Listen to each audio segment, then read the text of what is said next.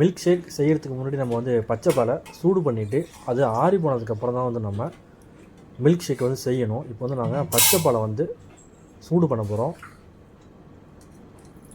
ஒரு 2 பொங்கு வந்ததுக்கப்புறம் நம்ம வந்து கேஸை வந்து ஆஃப் பண்ணிடலாம்.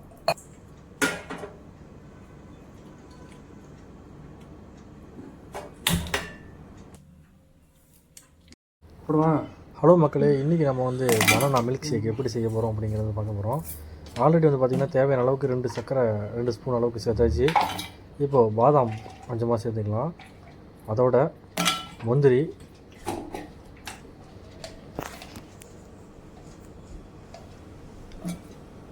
அப்புறம் திராட்சை தேவையான அளவுக்கு வந்து சேர்த்துக்கிறோம்.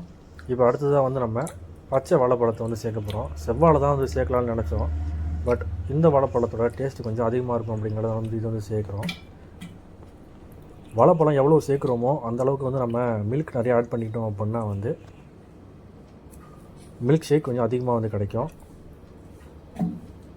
அதேமாதிரி பனானாவில் இன்பில்டாகவே வந்து சர்க்கரை இருக்கும் அப்படிங்கிறனால வந்து நம்ம நாட்டு சர்க்கரையோ இல்லை சீனியோ வந்து கொஞ்சமாக வந்து சேர்த்துக்கணும். இப்போ தேவையான அளவுக்கு ஆல்ரெடி காய்ச்சி வச்ச பாலை வந்து கொஞ்சமாக வந்து சேர்த்துக்கிறோம்.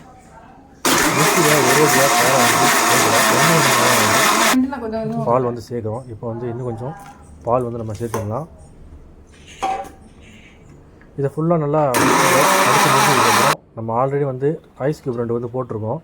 கூலிங் பத்தலை அப்படின்னா நம்ம இதை அப்படியே கொண்டு போயிட்டு ஃப்ரிட்ஜில் வந்து வச்சிடலாம். இல்லைனா ஃப்ரீசரில் ஒரு 5 நிமிஷம் வச்சு எடுத்துகிட்டு நம்ம வந்து ஃப்ரெஷ்ஷாக வந்து குடிக்கலாம். இப்போ வந்து நான் கூலிங் பத்தலை அப்படிங்கிறதுக்காக வந்து ஃப்ரிட்ஜில் ஒரு பிளேட் போட்டு மூடி வந்து வச்சிடுறேன்.